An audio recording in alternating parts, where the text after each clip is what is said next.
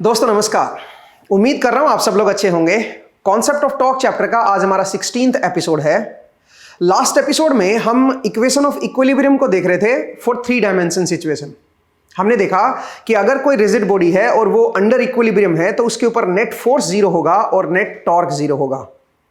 Net force का मतलब यहां पे यह है कि जो रिजल्टेंट फोर्स होंगे उसके 3 कंपोनेंट आएंगे, तीनों कंपोनेंट को इंडिविजुअली 0 होना होगा और किसी भी रैंडम पॉइंट के अबाउट जो नेट टॉर्क आएगा उसमें भी 3 कंपोनेंट आएंगे, तीनों कंपोनेंट को इंडिविजुअली 0 होना होगा, तभी हम बोलेंगे कि रिजिड बॉडी हमारी इक्विलिब्रियम में है।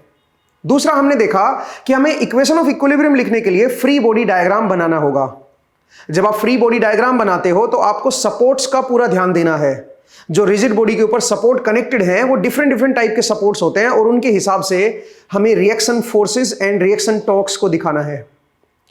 अब जब आप फ्री बॉडी डायग्राम बनाते हो तो depending on the support, type of support, आप रिएक्शन फोर्स को दिखाते हो। रिएक्शन फोर्स तो हर केस में ही आपको दिखाने होंगे depending on type of support. But जो रिएक्शन टॉर्क होते हैं दोस्तों वो कई बार रिडंडेंट होते हैं।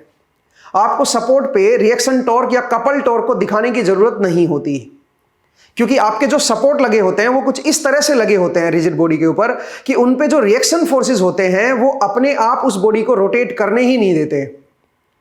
रिएक्शन फोर्सेस उसके रोटेशन को रोक देते हैं। तो आपको जो सपोर्ट पॉइंट होते हैं वहां पे कपल टॉर्क को दिखाने की जरूरत नहीं है, रिएक्शन टॉर्क को दिखाने की जरूरत नहीं है, वो रिडंडेंट है। इट डजंट मीन कि वो गायब हो गया है। आप उसको इक्वेशन ऑफ इक्विलिब्रियम में ना भी लिखोगे ना भी दिखाओगे तब भी आपका चलेगा और आप इक्वेशंस को लिख के आप उनको सोल्व कर सकते हो। अब ये बड़ा कंफ्यूजिंग पॉइंट होता है कि कहां पे हम दिखाएं कहां पे हम नहीं दिखाएं रिएक्शन टॉर्क को। तो उसके लिए हम एक एक्सपेरिमेंट से इसको समझते हैं, क्योंकि एक्सपेरिमेंट से थोड़े विजुअल हमें मिल जाते हैं और वहां से हमें थोड़ा बेहतर समझ आता है। तो चलिए इसी कंसेप्ट को एक एक्सपेरिमेंट से समझते हैं। उसके लिए हमारे पास ये सेटअप रेडी है। मैं आपको पहले सेटअप समझा देता हूं और उसके बाद इस एक्सपेरिमेंट को परफॉर्म करते हैं। यहां पे अगर आप इस सेटअप को देखें तो इस सेटअप में मेरे पास एक एल शेप की एल्यूमिनियम रोड है। आप इस रोड के मास को नेग्लिजिबल ले सकते हो क्योंकि बहुत हल्की रोड है। तो एक एल्यूमिनियम रोड है और उस रोड को हमने एक फिक्स्ड सपोर्ट के साथ यहां पे कनेक्ट किया हुआ है। ये जो सपोर्ट है ये वाला, ये एक फिक्स्ड सपोर्ट है। मतलब क्या हुआ, इसका मतलब इस पॉइंट, ये जो पॉइंट है ये इस रोड को किसी भी डायरेक्शन में ना मूव करने देगा ना रोटेट करने देगा। इसका मतलब यह हुआ कि ये एक्स में नहीं मूव कर सकती, वाई में भी नहीं, जेड में भी नहीं, और ये रोटेट भी नहीं कर सकती किसी भी एक्सिस के अबाउट। ये फिक्स्ड सपोर्ट है। एक और सपोर्ट हमने यहां पे लगा रखा है जो कि स्ट्रिंग है। स्ट्रिंग जो है वो भी एक टेंशन प्रोवाइड, स्ट्रिंग के अंदर जो टेंशन आएगी वो इसको यहां पे सपोर्ट दे रही है, इस रोड को। तो इसका मतलब यहां पे 2 सपोर्ट हैं। अब आप समझिए, जो स्ट्रिंग वाला पॉइंट है यहां पे रोटेशन को ये ब्लॉक नहीं करेगी। स्ट्रिंग तो केवल एक डायरेक्शन में रिएक्शन फोर्स देगी बस, बाकी किसी भी डायरेक्शन में रिएक्शन फोर्स नहीं देगी। दूसरी बात, ये किसी भी डायरेक्शन में इस रोड के रोटेशन को अपोज नहीं करेगी। इसका मतलब यहां पे रिएक्शन टॉर्क या कपल टॉर्क नहीं दिखाना है। यहां पे अगर आप ध्यान से देखें तो यहां पे आपको रिएक्शन टॉर्क्स दिखाने होंगे, आइडियली आपको दिखाने चाहिए, क्योंकि यहां पे ये रोटेशन को भी अपोज कर रहा है। ये पॉइंट रोटेट नहीं होने देगा इस रोड को। तो यहां पे फिलहाल हमने 2 हमारे सपोर्ट्स लगा रखे हैं और मैं इवन एक काम और करता हूं, यहां पे मैं एक और 250 ग्राम का मास भी हैंग कर देता हूं सो दैट आप थोड़ा सा इसके ऊपर फोर्स, एक और एक्सटर्नल फोर्स आ जाए। तो आप जरा देखिए यहां पे 2 सपोर्ट लगे हुए हैं। तो सपोर्ट की जो टाइप है उसको समझिए और उसके हिसाब से फिर आपको रिएक्शन फोर्सेस, रिएक्शन टॉर्क्स आपको दिखाने होंगे।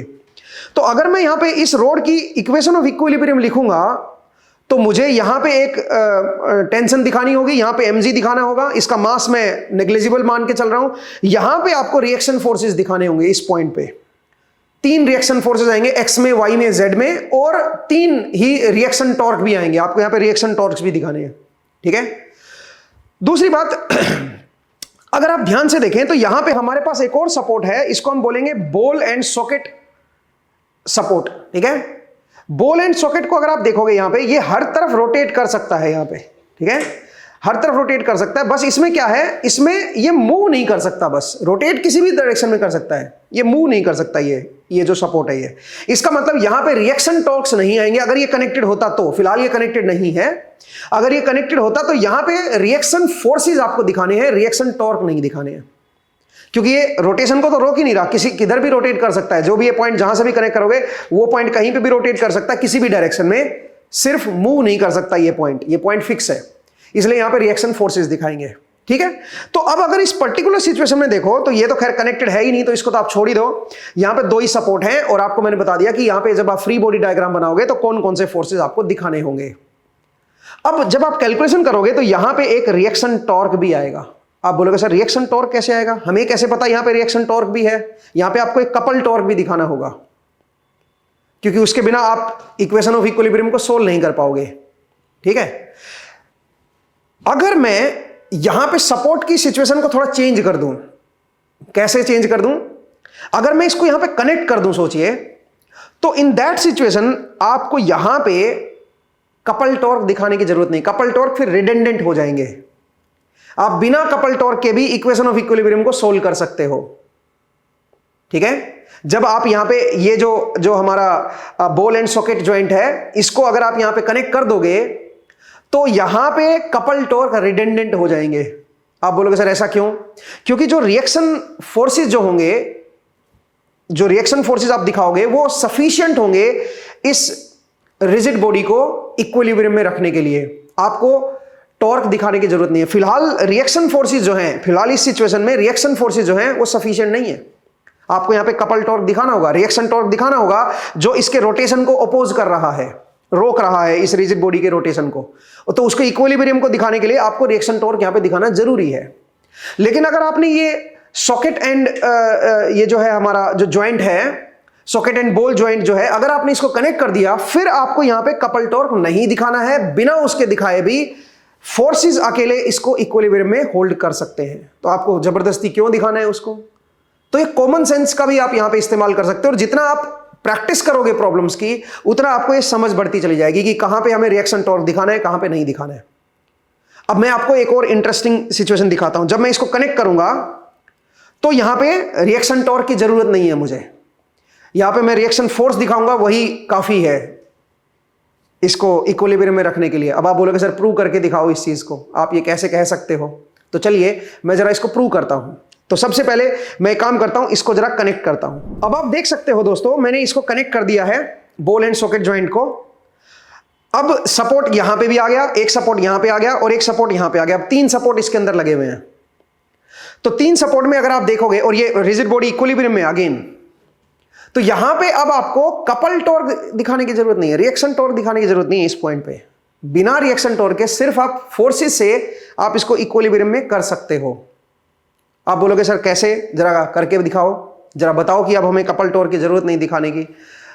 कपल टॉर्क रिडंडेंट है यहां पे, आप उसको इक्विलिब्रियम इक्वेशन में दिखाने की जरूरत नहीं है। आप इस चीज को अगर देखना चाहें, इसको समझना चाहें, तो इसके लिए मैं एक काम करता हूं, इस सपोर्ट को बदलता हूं। मैं आपको प्रूव कराऊंगा, ये दिखाऊंगा कि पिछले केस में आपको यहां पे रिएक्शन टॉर्क दिखाना जरूरी था जब ये कनेक्टेड नहीं था, और जब ये कनेक्टेड है तो यहां पे रिएक्शन टॉर्क दिखाने की जरूरत नहीं है। यहां पे जो रिएक्शन फोर्स है वही काफी है। उसके लिए मैं यहां पे डिफरेंट टाइप का सपोर्ट ले रहा हूं, और वो डिफरेंट टाइप का सपोर्ट कौन सा है? वो थोड़ा इस तरह का सपोर्ट है। जरा देखिए, मैं आपको दिखा भी दूं, ये इस तरह का सपोर्ट है। इसमें क्या है, हमने एक होल किया हुआ है बस।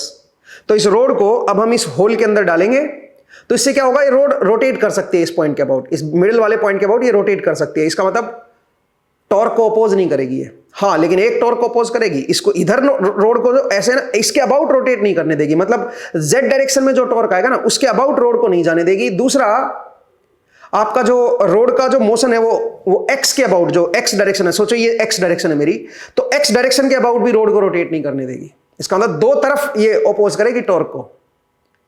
जेड डायरेक्शन, जो वाई डायरेक्शन आपकी तरफ जो डायरेक्शन है, उस डायरेक्शन में इस रोड को रोटेट करने में अपोज नहीं करेगी।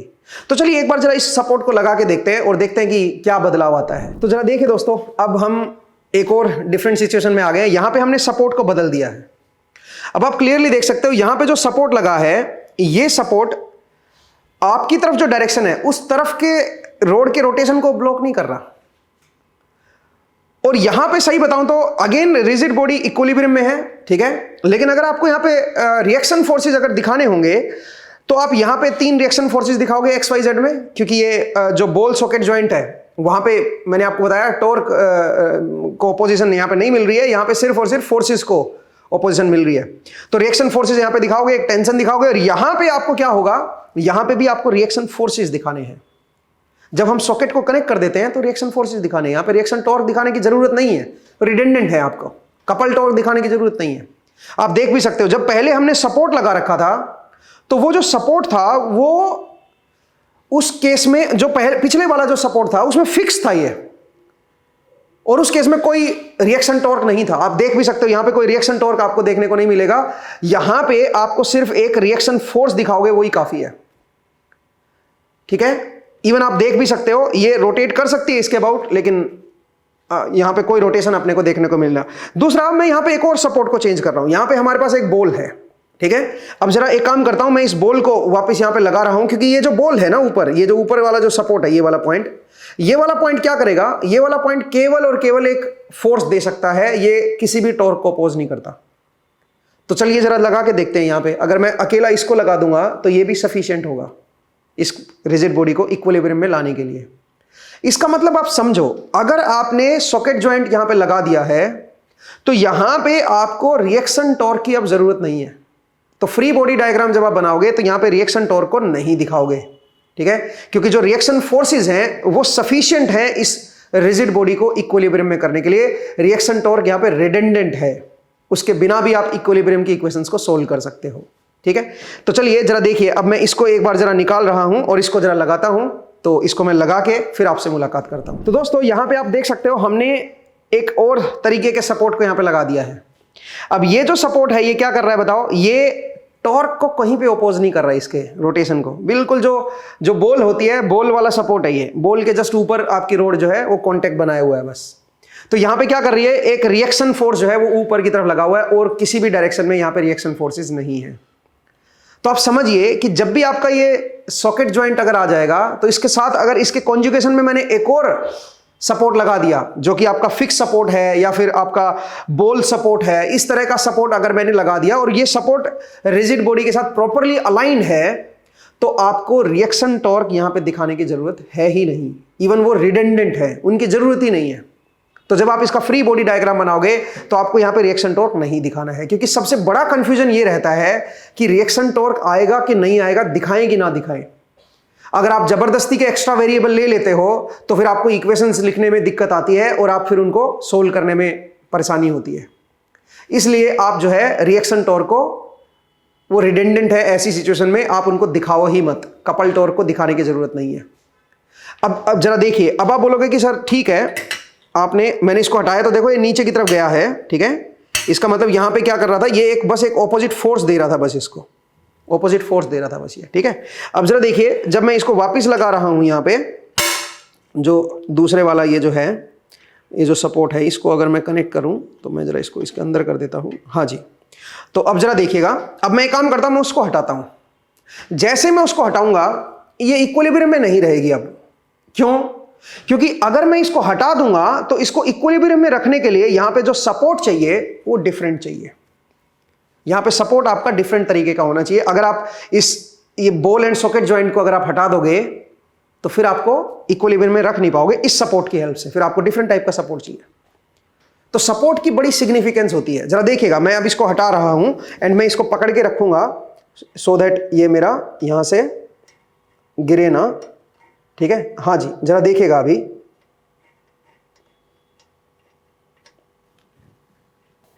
ओके, ये मैंने यहां से हटा दिया है। ठीक है, अब मैंने फिलहाल तो इसको पकड़ के रखा है। ठीक है, लेकिन जैसे मैं इसको छोड़ूंगा ना, आप देख सकते हो ये टिल्ट हो जाएगी, ये वापस उस पोजीशन में रुकेगी ही नहीं। इसका मतलब ये उस पोजीशन में, पुराने वाली पोजीशन में अब ये इक्विलिब्रियम में रह नहीं पाएगी, क्योंकि सपोर्ट अब आपका अलग हो गया। तो आप समझिए, अगर मुझे उसी पोजीशन में इसको रोकना है, जैसे कि यहां पे समवेयर कोई पोजीशन थी, इस पोजीशन में अगर मुझे वापस से इसको रोकना है तो मुझे यहां पे जो सपोर्ट लगाना होगा वो इस तरह का सपोर्ट लगाना होगा जो टॉर्क को भी अपोज कर सके, इसको रोटेट भी ना होने दे, और जो फोर्सेस जो यहां पे लगे हुए हैं उनको भी ये हैंडल कर सके। इसका मतलब यहां पे एक ऐसा सपोर्ट मुझे देना होगा। तो सपोर्ट की सिग्निफिकेंस समझिए, सपोर्ट हर चीज को बदल देता है। फ्री बॉडी डायग्राम दिखाते टाइम आपको सपोर्ट पता होना चाहिए, किस तरह का आपने सपोर्ट लगाया है, कौन सा सपोर्ट आपने लगाया है। उसी के हिसाब से फिर आपको reaction forces and reaction torque आपको दिखाने हैं। ठीक है, तो ये बड़ा इंटरेस्टिंग एक्सपेरिमेंट है सपोर्ट के एनालिसिस पॉइंट ऑफ व्यू से। तो मुझे उम्मीद है दोस्तों कि आपको ये एक्सपेरिमेंट समझ आया। अब चलिए, हमने इसकी कुछ मेजरमेंट ली है और उन मेजरमेंट के बेसिस पे हम reaction forces and reaction torque को कैलकुलेट करके देखते हैं इस पर्टिकुलर सिचुएशन में।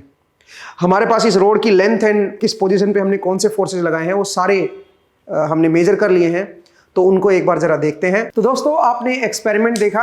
अब इस एक्सपेरिमेंट से हमें ये समझ आया कि सपोर्ट जो है वो कैसे रोल प्ले करता है हमारी इक्वेशन ऑफ इक्विलिब्रियम लिखने के लिए।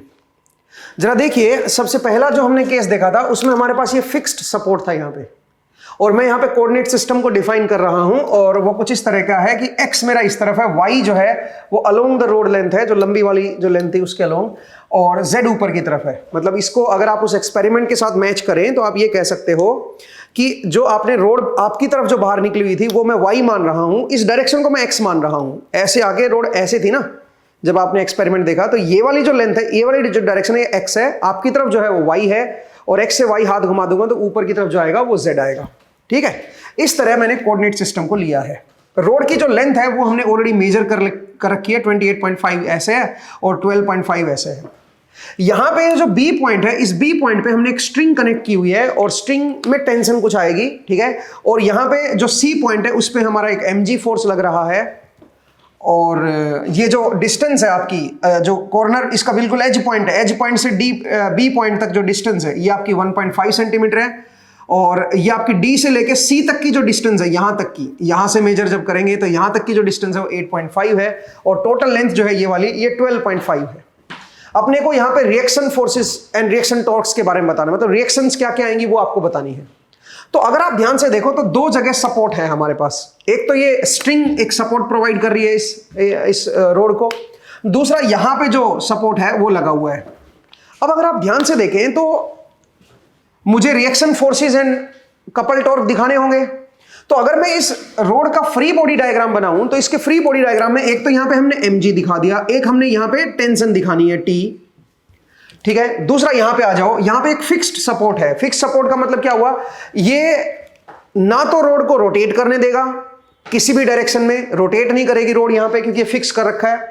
तो रिएक्शन टॉर्क देगा हर डायरेक्शन में, रोटेट नहीं करने देगा। दूसरा, किसी भी डायरेक्शन में मूव नहीं करने देगा, इसका मतलब रिएक्शन फोर्सेस भी देगा। तो यहां पे अपने को रिएक्शन फोर्सेस भी दिखाने हैं और रिएक्शन टॉर्क भी दिखाना है। तो यहां पे रिएक्शन फोर्सेस अगर आप दिखाओगे तो मैं इसको फोर्स को ax बोल रहा हूं, इसको ay बोल रहा हूं और इधर az बोल रहा हूं, और ऐसे ही यहां पे 3 रिएक्शन टॉर्क भी आपको दिखाने होंगे। अब सवाल यहां पे यह है कि रिएक्शन फोर्सेस को कैसे कैलकुलेट करें और रिएक्शन टॉर्क को कैसे कैलकुलेट करें। तो ऑब्वियसली आपको इक्विलिब्रियम की इक्वेशंस बनानी होंगी। तो सबसे पहले फोर्स के ऊपर इक्वेशन लिखते हैं। तो फोर्स पे कैसे लिखोगे बताओ, नेट फोर्स इसके ऊपर 0 होना चाहिए, क्योंकि आपने देखा ये इक्विलिब्रियम में थी, इक्विलिब्रियम में थी तो नेट फोर्स आप 0 करना है इसका। तो नेट फोर्स अगर आप इसका 0 करोगे तो कैसे करोगे बताओ भाई। सबसे पहले x डायरेक्शन में देखो, x डायरेक्शन में केवल एक ही फोर्स है ax, तो ax has to be 0, ax की वैल्यू 0 होनी पड़ेगी। फिर हमने देखा कि यहां पे आपका जो y डायरेक्शन है, y डायरेक्शन में भी एक ही फोर्स है ay, तो ay हैज टू बी 0। अब बचा यहां पे सिर्फ az, z डायरेक्शन में यहां पे az है, यहां पे t है और यहां पे mg है जो डाउनवर्ड है। तो इसका मतलब यहां पे क्या लिखोगे बताओ जरा, az plus t minus mg has to be 0। तो यहां पे az प्लस t की वैल्यू क्या आ गई है, वो आ गई है mg के बराबर। m की वैल्यू आपको दे रखी है, g की वैल्यू मेरी 9.81 होगी, तो az प्लस t की वैल्यू हमारे पास हम कैलकुलेट कर सकते हैं। बट 2 वेरिएबल है तो आपको इक्वेशन और ज्यादा चाहिएगी, बट हमने फोर्स बैलेंस से आपकी इक्वेशन लिख दी है इक्विलिब्रियम की। अब रही बात टॉर्क की, अब हमें टॉर्क की जरूरत पड़ेगी इसमें। यहां पे रिएक्शन टॉर्क आएंगे दोस्तों तीनों डायरेक्शन में। ठीक है, तीनों डायरेक्शन में कपल टॉर्क आपको दिखाने होंगे इस सपोर्ट पे। तो अब टॉर्क के ऊपर इक्वेशन लिखते हैं। तो किसी भी रैंडम पॉइंट के अबाउट आपको टॉर्क को 0 करना होगा। तो चलिए मैं ए पॉइंट के अबाउट ही ले लेता हूं टॉर्क को। ठीक है, तो अगर मैं ए पॉइंट के अबाउट नेट टॉर्क निकालूं तो सबसे पहले जरा एक्स डायरेक्शन में टॉर्क देखते हैं। तो ये फोर्सेस तो खत्म ही हो रखे हैं ax एंड ay। ठीक है, इनको तो छोड़ दो, यहां पे तो केवल एक ही फोर्स एक्ट कर रहा है az, और रिएक्शन टॉर्क एग्जिस्ट कर रहे हैं। तो चलिए मैं एक काम करता हूं, x डायरेक्शन में मैं रिएक्शन टॉर्क को मान लेता हूं max बोल दो, चलो ये मेरा क्या है बताओ जरा, ये रिएक्शन टॉर्क है एक्स डायरेक्शन में इस सपोर्ट पॉइंट पे, आप इसको कपल टॉर्क भी बोल सकते हो, ठीक है। बाकी जो ये जो टॉर्क है, ये जो फोर्सेस है, ये भी तो टॉर्क देंगे एक्स डायरेक्शन में।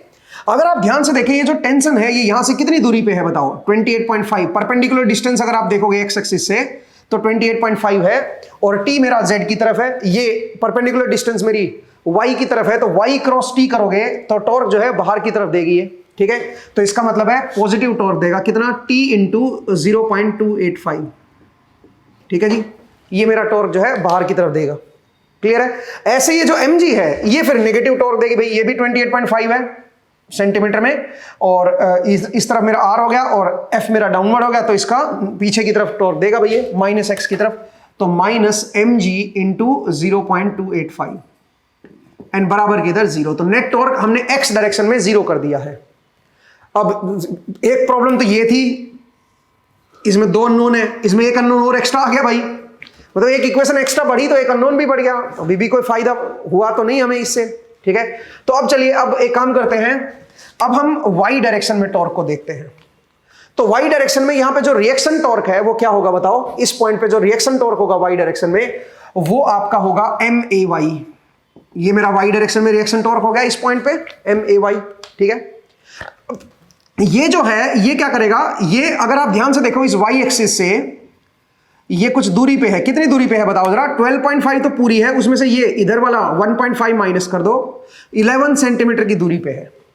तो इसका मतलब है ये मेरा जो इस एक्सिस से देखो, इस एक्सिस से ये परपेंडिकुलर लेंथ जो बनेगी इसकी, ये 11 सेंटीमीटर है, x की तरफ है, x क्रॉस z करना है अब आपको, ठीक है। x क्रॉस z करोगे तो ये जो टॉर्क देगा ये माइनस y कैप की तरफ देगा दोस्तों, ये जो है ये इस तरफ देगा, उल्टा डायरेक्शन में देगा, तो माइनस आपका क्या हो जाएगा t इंटू 0.11, ठीक है। और ये जो mg है ये पॉजिटिव डायरेक्शन में देगा, तो प्लस mg इंटू ये जो डिस्टेंस है यहां से कितनी है बताओ जरा, ये dc कितना है, dc 8.5 है, टोटल 12.5 है, तो इसका मतलब 0.04 ये हो गया, और बराबर की इधर 0।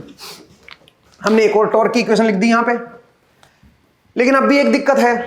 दिक्कत क्या है बताइए, अब यहां पे क्या दिक्कत आ गई भाई, अब दिक्कत यहां पे ये आ गई जनाब कि एक इक्वेशन और एक्स्ट्रा आ गई, बट एक और अननोन एक्स्ट्रा आ गया, तो यहां पे फिर से फंस गए हम। अब आगे कैसे सोल्व करें भाई, तो अब जरा देखिए इसको कैसे सोल्व करेंगे, सुनिए। अब हम एक काम करते हैं, हम इस ई पॉइंट के अबाउट टॉर्क लिखते हैं, हमने ए पॉइंट के अबाउट तो लिख लिया, अब इस ई पॉइंट के अबाउट टॉर्क लिखते हैं, इस पॉइंट के अबाउट एक्स डायरेक्शन में टॉर्क लिखते हैं।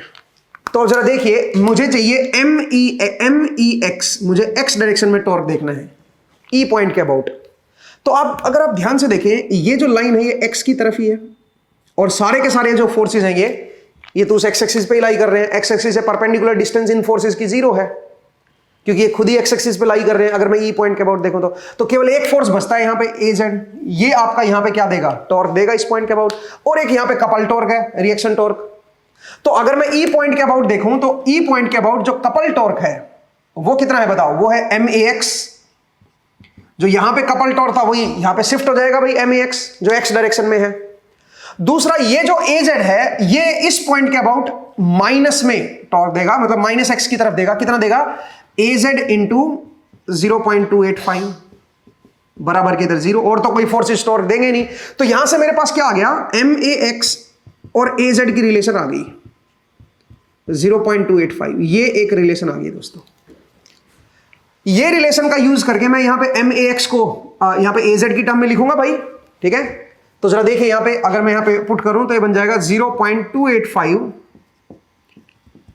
इंटू AZ, यहां पे ये आ गया, प्लस T इंटू 0.285 और बराबर की इधर आ गया mg इंटू 0.285। ये इक्वेशन मैंने मॉडिफाई कर दी भाई।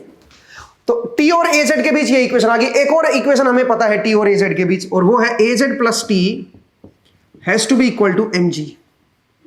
एक ही ये इक्वेशन पता है। दोनों इक्वेशन को आप सोल्व करके मुझे बता सकते हो कि AZ की वैल्यू क्या होगी एंड T की वैल्यू क्या होगी। और एक बार AZ और T की वैल्यू आ गई तो यहां पे पुट करके मैं MAX निकाल सकता हूं, और MAX अगर एक बार आ गया और T एक बार आ गया तो यहां पे T की वैल्यू पुट करके वापस आप MAY भी निकाल सकते हो। मतलब यहां पे रिएक्शन टॉर्क्स की वैल्यू आप निकाल सकते हो। आप बोलोगे sir reaction torque Z direction में कितना आएगा? Z डायरेक्शन में कोई रिएक्शन टॉर्क नहीं आएगा। क्यों नहीं आएगा भाई? Z डायरेक्शन में क्यों नहीं टॉर्क आएगा? क्योंकि Z डायरेक्शन में इस पॉइंट के अबाउट टॉर्क देने के लिए जरूरी है कि आपके XY प्लेन में कोई फोर्सेस हो। यहां पे आप देख सकते हो XY प्लेन में कोई फोर्सेस नहीं है। अगर कोई फोर्सेस ही नहीं है XY प्लेन में तो Z डायरेक्शन में कोई टॉर्क आएगा भी नहीं। मुझे उम्मीद है आपको यह समझ आया। चलिए, अब इसी का हमने दूसरा पार्ट भी किया है। मैंने इसको सोल्व नहीं किया, वो आप सोल्व कर लेना भाई, ठीक है? आपको समझ आ गया होगा कैसे करना है ये। अब इसी का नेक्स्ट पार्ट जरा देखिए। नेक्स्ट पार्ट में हमने क्या किया, यहां पे हमने सपोर्ट को चेंज कर दिया। बाकी सब कुछ सेम है, बस हमने ये टाइप ऑफ सपोर्ट जो है, माफ कीजिएगा यहां पे नहीं, यहां पे हमने टाइप ऑफ सपोर्ट को चेंज कर दिया। और हमने क्या किया, हमने यहां पे जो बॉल सॉकेट ज्वाइंट था वो लगा दिया। तो जैसे आप डी पॉइंट पे बॉल सॉकेट ज्वाइंट लगाओगे तो यहां पे तीन फोर्सेज आ जाएंगे, रिएक्शन फोर्सेज, एक एक्स डायरेक्शन में, एक वाई डायरेक्शन में और एक जेड डायरेक्शन में। ठीक है, तो यहां पे डी एक्स आ गया, डी वाई आ गया एंड डी जेड आ गया। और मैंने आपको क्या बताया, मैंने बताया कि अब यहां पे आपको रिएक्शन टॉर्क लेने की जरूरत नहीं है, यहां पे कपल टॉर्क लेने की जरूरत नहीं है। अब क्यों नहीं है? क्योंकि रिएक्शन फोर्सेस सफिशिएंट हैं अब यहां पे इक्विलिब्रियम को मेंटेन रखने के लिए, इस रिजिड बॉडी को इक्विलिब्रियम में मेंटेन रखने के लिए फोर्सेस सफिशिएंट है। फोर्स की इक्वेशन से ही आप सब कुछ कर लोगे, आपको रिएक्शन टॉर्क यहां पे दिखाने की जरूरत ही नहीं है। आप बोलोगे सर कैसे, तो चलिए वो भी जरा देख लेते हैं कि कैसे हम अब अकेले फोर्सेस की हेल्प से अब इसको सोल्व करके और रिएक्शन फोर्सेस की वैल्यू हम कैसे कैलकुलेट करें उसको जरा देखते हैं। तो ये तो होगी सोल्व, इसको मैं हटा देता हूं भाई, ठीक है। अब नेक्स्ट सिचुएशन को जरा देखिए, अब कैलकुलेशन आप कर लेना भाई, ठीक है। तो आपको ये समझना होगा कि कब रिएक्शन टॉर्क लेना है कब नहीं लेना है। यहां पे रिएक्शन टॉर्क रिडंडेंट है। तो अब जरा देखिए, अगर मैं बोलूं कि भाई एक्स डायरेक्शन में रिजल्टेंट फोर्स को देखते हैं। एक्स डायरेक्शन में यहां पे क्या है, AX, ठीक है, AX, और यहां पे है DX, तो AX plus DX equal to 0। Next अब जरा देखिए वाई डायरेक्शन में, जरा देखिए AY plus DY, AY plus DY is equal to 0, ठीक है। एंड Z डायरेक्शन में अगर आप देखोगे तो ये बनेगा AZ plus T minus MG plus DZ equal to 0। ये मेरा Z डायरेक्शन में हो गया। अब जरा देखो, ये तो हमारे पास फोर्स की हमने इक्वेशन लिख दी है। अब हमें टॉर्क बैलेंस की भी इक्वेशन लिखनी पड़ेगी। तो कोई भी रैंडम पॉइंट ले लो और उसके अबाउट आप जो है टॉर्क को कैलकुलेट करो और उसको 0 कर दो, ठीक है। तो सबसे पहले एक काम करते हैं, मैं ऐसे करता हूं कि इस पॉइंट के अबाउट एक्स डायरेक्शन में टॉर्क को निकालता हूं सबसे पहले। तो अगर मैं एक्स डायरेक्शन में टॉर्क को निकालूंगा तो प्रॉब्लम ये आएगी कि एक्स डायरेक्शन में टॉर्क देने वाले ये T है, ये MG है और ये DZ है, ठीक है। तो अब जरा देखिए एक्स डायरेक्शन में अगर मैं टॉर्क को निकालूं तो ये क्या बनेगा, ये बनेगा 0.285 इंटू DZ, और ये डायरेक्शन क्या बनेगी जरा देखिए, R इधर हो गया और F इधर हो गया, तो R क्रॉस F करोगे तो X पॉजिटिव X की तरफ आएगा, ठीक है, DZ की वजह से। T की वजह से भी पॉजिटिव आएगा भाई, ठीक है। तो plus T into 0.285 minus MG into 0.285 is equal to 0। Net torque मैंने X डायरेक्शन में 0 कर दिया। ये जो फोर्सेस थे वर्टिकल डायरेक्शन में, यही केवल X डायरेक्शन में फोर्स देंगे भाई, टॉर्क देंगे, बाकी तो कोई X डायरेक्शन में टॉर्क नहीं देगा, ठीक। तो इसको मैंने 0 कर दिया। इवन 0.285 निकाल के उसको आप खत्म कर सकते हो, वो मेरा खत्म ही हो गया। तो ये मेरे पास एक रिलेशन ये आ गई है, ठीक है। क्या रिलेशन बनी है जरा देखिए, DZ plus T minus MG equal to 0। अगर ये मेरा 0 है ना तो फिर AZ की वैल्यू 0 आएगी। फिर यहां से आप ये कह सकते हो कि AZ की वैल्यू मेरी 0 आएगी, आप देख सकते हो, ठीक है। क्योंकि इसमें ये तीन टर्म तो यही है, ठीक है। तो AZ की वैल्यू मेरी क्या हो गई है, 0 हो गई है, ठीक है। चलो एक तो हमारे पास रिएक्शन फोर्स आ ही गया, AZ की वैल्यू मेरे पास 0 आएगी। अगर मैं इस रोड को मासलेस ले रहा हूं तो AZ 0 है। अगर इस रोड का मास हुआ ना, क्योंकि प्रैक्टिकली जो आपने एक्सपेरिमेंट देखा था उसमें रोड के पास मास भी था, उसकी वजह से आपका AZ जो है वो नॉन जीरो आया था। फिलहाल यहां पे AZ 0 आ रहा है अगर ये मासलेस रोड है तो, ठीक है। अब आइए आगे, अब जरा देखते हैं। अब मैं वाई डायरेक्शन में टॉर्क को निकालता हूं, इसी ए पॉइंट के अबाउट वाई डायरेक्शन में टॉर्क को निकालते हैं। तो अगर मैं वाई डायरेक्शन में टॉर्क को निकालूंगा ना, तो वाई डायरेक्शन में टॉर्क जो है वो कौन कौन देगा, जरा देखिए। वाई डायरेक्शन में टॉर्क जो है वो आपका ये तीनों फोर्स ही देंगे भाई वाई डायरेक्शन में टॉर्क। ए पॉइंट के अबाउट वाई डायरेक्शन में टॉर्क अगर आप निकालोगे तो तीनों जो फोर्सेज हैं ये आपके वाई डायरेक्शन में टॉर्क को देंगे। जेड डायरेक्शन में, एक्स डायरेक्शन में भी इन्होंने ही दिया, वाई में भी यही देंगे। और जेड में जरा देखते हैं, चलो पहले वाई में लिख लेते हैं। तो वाई में अगर मैं देखूं वाई डायरेक्शन में टॉर्क, तो mg की वजह से ये इधर मेरा r बनेगा और इधर मेरा फोर्स आएगा, तो ये पॉजिटिव y की तरफ देगा भाई। तो जरा देखिए y डायरेक्शन मेरी ये है, mg की वजह से देखते हैं। तो ये जो डिस्टेंस आएगी ये कितनी आएगी डिस्टेंस, ये जरा देख लेते हैं। mg कहां पे एक्ट कर रहा है, c पॉइंट पे, तो dc 8.5 है, तो 4 डिस्टेंस होगी। तो इसका मतलब mg इंटू 0.04, ये पॉजिटिव y डायरेक्शन में टॉर्क आएगा।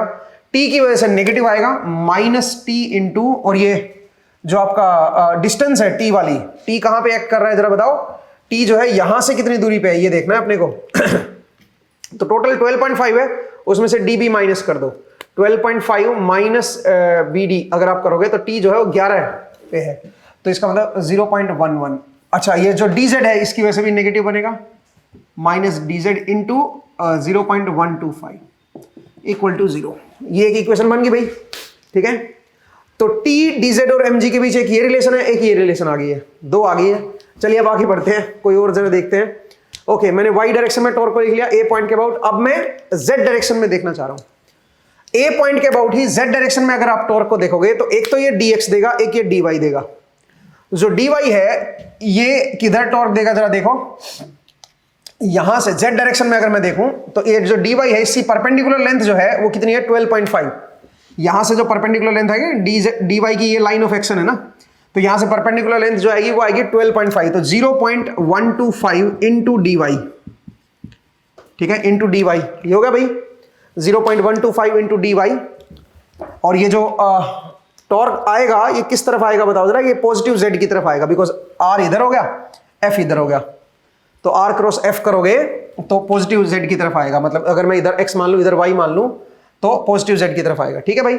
नेक्स्ट dx की वजह से बताइए, dx मेरा यहां पे है, तो ये इसकी लाइन ऑफ एक्शन है, और यहां से जो डिस्टेंस है वो कितनी है, 0.285 इधर हो गया, फोर्स इधर हो गया, तो ये नेगेटिव आएगा भाई 0.285 इंटू dx। ये आपका टॉर्क हो गया z डायरेक्शन में अबाउट दिस पॉइंट a, तो ये भी आपका 0 होना चाहिए। तो यहां से dy और dx की रिलेशन आ गई भाई, ठीक है। तो आप ये कह सकते हो dy is equal to 0.285 upon 0.125 dx, ठीक है भाई। ये एक रिलेशन आ गई dy dx के बीच में, ठीक है। चलिए अब और आगे बढ़ते हैं। अगर मैं t की वैल्यू निकाल दूं तो मजे आ जाए। t की वैल्यू निकालना मेरे लिए बहुत आसान है, कैसे जरा देखिए। अगर मैं ये एक्सिस ले लूं, एक ऐसे एक्सिस ले लूं, ठीक है, और इस एक्सिस के अबाउट टॉर्क निकालूं, तो वो टॉर्क भी तो 0 होना चाहिए, ठीक है। तो इस एक्सिस के अबाउट जो टॉर्क देंगे ये फोर्सेस नहीं देंगे, ये फोर्सेस भी नहीं देंगे, क्योंकि ये इसी एक्सिस पे लाई कर रहे हैं। एक t देगा और एक mg देगा। तो अगर मैं t की परपेंडिकुलर डिस्टेंस यहां से ले लूं और एक mg की परपेंडिकुलर डिस्टेंस यहां से ले लूं, mg तो मुझे पहले ही पता है, और ये परपेंडिकुलर डिस्टेंस मैं निकाल लेता हूं और उस टॉर्क को 0 कर देता हूं, यहां से t निकल आएगा। थोड़ा लंबा कैलकुलेशन है ये, मैं करने नहीं जा रहा हूं, बट मैं आपको तरीका बता देता हूं।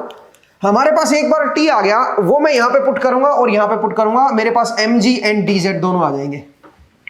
mg तो खैर पता ही है मुझे, ठीक है, बल्कि मेरे पास t एंड mg यहां से भी तो आ जाना चाहिए था। mg मुझे पता है अभी, देखो मुझे ये सब करने की जरूरत ही नहीं है। t plus dz equal to mg यहां से आ गया, और वहां से देखो, वहां से क्या आएगा, mg इसको बराबर को उधर ले जाओ, तो 0.11t plus 0.125 dz equal to mg into क्या हो जाएगा 0.04, ठीक है। तो यहां से t एंड mg dz आ जाएगा, हमारे पास dz आ जाएगा, तो ये कैलकुलेट कर सकते हो, एक t कैलकुलेट कर सकते हो। तो यहां से हमारे पास t भी आ जाएगा और dz भी आ जाएगा। बहुत बढ़िया भाई। एक बार अगर dz आ गया और t आ गया, और क्या क्या रह गया बताओ, dz भी आ गया, t भी आ गया, az भी आ गया, ठीक है। अब बचा क्या है, dx dy बचा हुआ है, और ax ay बचा हुआ है, बस 2a बचे हुए हैं भाई, ठीक है। dx dy आ गया तो ax ay भी आ जाएगा। अब dx dy कैसे निकालेंगे वो जरा देखते हैं। तो एक काम करता हूं मैं, क्यों ना मैं इस लाइन के अबाउट, ये जो x एक्सिस है, ये x एक्सिस यहां पे होगी ना, इस लाइन के अबाउट, या इस लाइन के अबाउट नहीं देखते हैं, क्यों ना मैं इस पॉइंट के अबाउट जो है x डायरेक्शन में एंड y डायरेक्शन में एंड z डायरेक्शन में टॉर्क को जीरो कर दूं, खासकर z डायरेक्शन में देखो, क्योंकि जो ax एंड ay है ax एंड ay है वो इस पॉइंट के अबाउट z डायरेक्शन में टॉर्क देंगे भाई। तो अगर आप उसको जीरो कर दोगे तो ax एंड ay के बीच एक रिलेशन आ जाएगी आपके पास, और ax और ay के बीच को जो रिलेशन होगी और dx और dy के बीच की जो रिलेशन होगी, उनका यूज करके और इन दोनों इक्वेशन का यूज करके मैं ये चारों चीजें भी निकाल सकता हूं, ठीक है।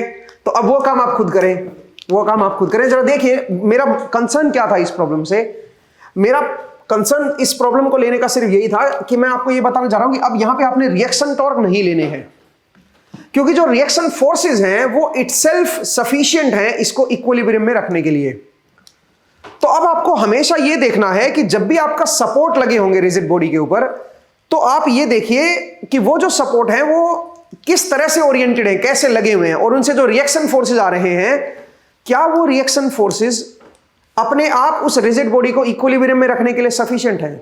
अगर वो सफिशिएंट हैं तो आपको रिएक्शन टॉर्क कहीं नहीं लेना है, ठीक है। यहां पे रिएक्शन टॉर्क लेने की जरूरत ही नहीं है, और रिएक्शन टॉर्क सच बताऊं तो आएगा भी नहीं। ना लेने का मतलब ये है कि रिएक्शन टॉर्क को कंसीडर नहीं करना, वो रिडंडेंट है, उसको छोड़ दो, ठीक है। तो जितनी ज्यादा आप 3D की प्रॉब्लम्स को सोल्व करोगे उतनी ज्यादा आपको ये और अंडरस्टैंडिंग बनती चली जाएगी। तो आप ऐसी चीजों को जरूर, ऐसे क्वेश्चंस को जरूर देखिए जहां पे आपको रिएक्शन टॉर्क जो है, रिएक्शन टॉर्क को जहां पे आप अवॉइड कर सको, ठीक है। तो ऐसी सिचुएशन को जरूर आप थोड़ी सी और प्रैक्टिस करेंगे क्वेश्चन की, अच्छे क्वेश्चंस की, तो आपको मिल जाएंगे ऐसे क्वेश्चंस, तो उनको भी आप जरूर सोल्व करें दोस्तों। आज का जो एपिसोड है उसमें हम इतना ही करेंगे। अगले एपिसोड में फिर से आपसे मुलाकात होगी। अपना ख्याल रखिए, पढ़ते रहिए, मुस्कुराते रहिए। नेक्स्ट टाइम मिलेंगे। Thank you.